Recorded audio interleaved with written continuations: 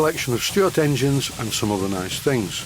Part 12. Checking the fits of the new crankshaft to the main bearings and fitting one of the crossheads and a connecting rod.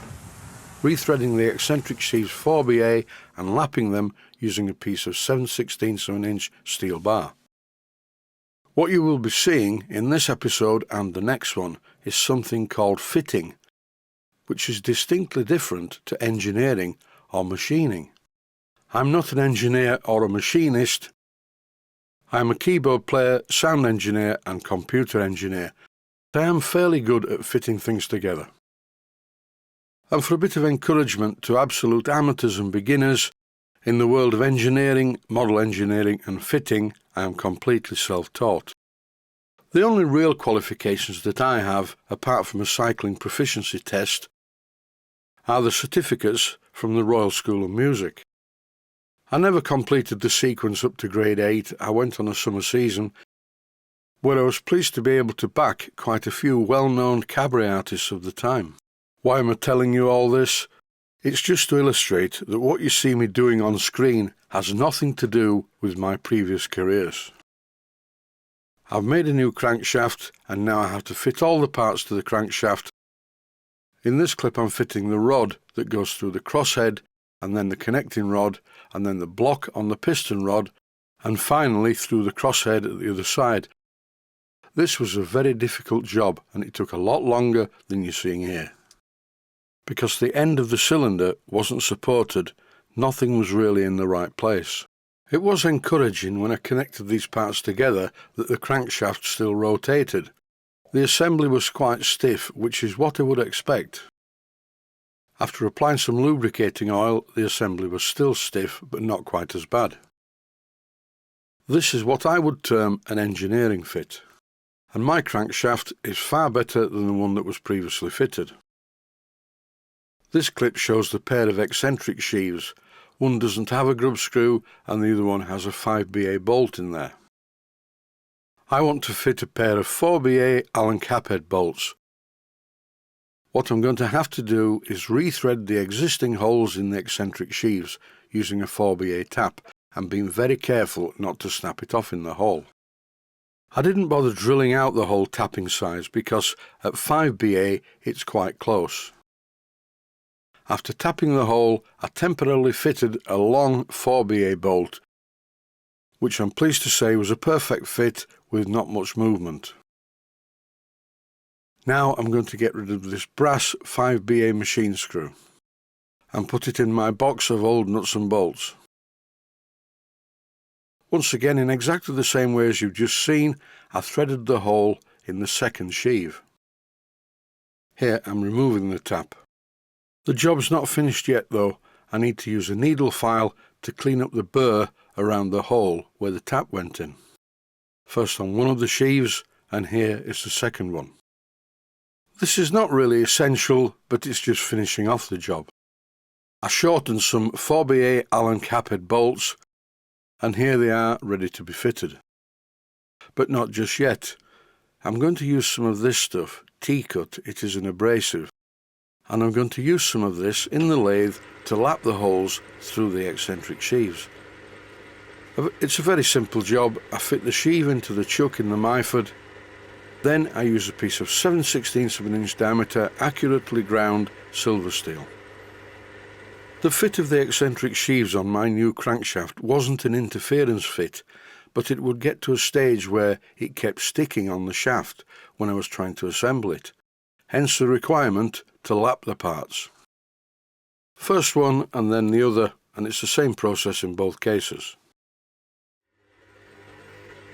A question: how do you know how much actual lapping to do? And the answer really is you can feel what it's like by how easy the bar starts to slide through the hole in the eccentric sheave. Before any further assembly takes place, I need to thoroughly clean these parts to get rid of every trace of the T-cut that are used in the lapping process, and for this I'm using some standard cellulose thinners in a plastic pot. Here they are, one at a time. I drop them in the pot and then I use a paintbrush to stir up the mixture. It is really important that these parts are clean and free from any abrasive, and here they are in my hand, ready to go back down to the other workshop. The difference is quite astonishing. These are not a rattle fit, they're a perfect fit on the crankshaft. Previously, both of the eccentric sheaves were binding as I pushed them down the crankshaft, so now they're not doing that, and with a bit of oil it makes it even better. It is time for what I hope will be the final assembly. This job was a little bit tricky. First of all, I fitted the crankshaft into the main bearing, followed by eccentric sheave number 1, and then I fitted the flywheel. At this stage it was getting heavy. Before fitting the second main bearing, I was really careful to support the weight of the flywheel so it didn't bend the crankshaft or damage the other bearing. When I think about it, this will not be the final assembly. I need to change the oil cups, and I think that the bearings will have to come off to do that. At this stage I'm just concerned with how freely it spins, and after tightening the Allen grub screws in the flywheel quite gently, everything seems to be running quite fine. When I rotate the crankshaft it feels really good, no shake whatsoever and no tight spots. What more could I ask?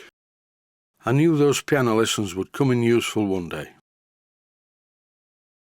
Whoever fitted this oil cup cross-threaded it and then continued trying to tighten it so it's out of round and marked by a pair of pliers.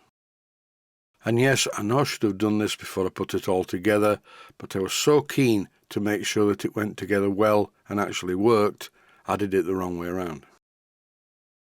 So 5 minutes later, everything's dismantled again, and here is the bearing block sat on the bench. As I didn't want to ever use this oil cup again, I used a pair of pliers to remove it, and it soon squashed. When you fit these you can't use pliers because they chew up and they do this. Using a piece of brass sheet in the jaws of the pliers would stop it from being marked, but it wouldn't stop it from being crushed. The good news is, after I removed the oil cup that was cross-threaded, the threads in the main bearing block were in very good order. I'm cleaning up the top of the bearing block using a piece of Scotch-Brite. I refitted the bearing now without the oil cup, and I'm removing the oil cup from the one at the other side. This oil cup that was also marked was removed quite easily, and I was quite pleased not to have to dismantle the entire assembly like I thought I was going to have to. I have quite a few different types of oil cups up in the main workshop, and in the next episode I'll be trying out some of them to see which look the best. It's really a question of their physical appearance versus functionality. Oil cups that are difficult to fill with oil are generally not worth using. That's the end of this episode. Time for me to go. Stay safe, stay healthy. Thanks for watching, and I hope you found it useful. Please take the time to visit my Mainsteam Models website and click on the section of the website that says Video Playlists. And by doing that, you can find other videos that you may like to watch. And by using the playlists, you can actually watch the videos back to back.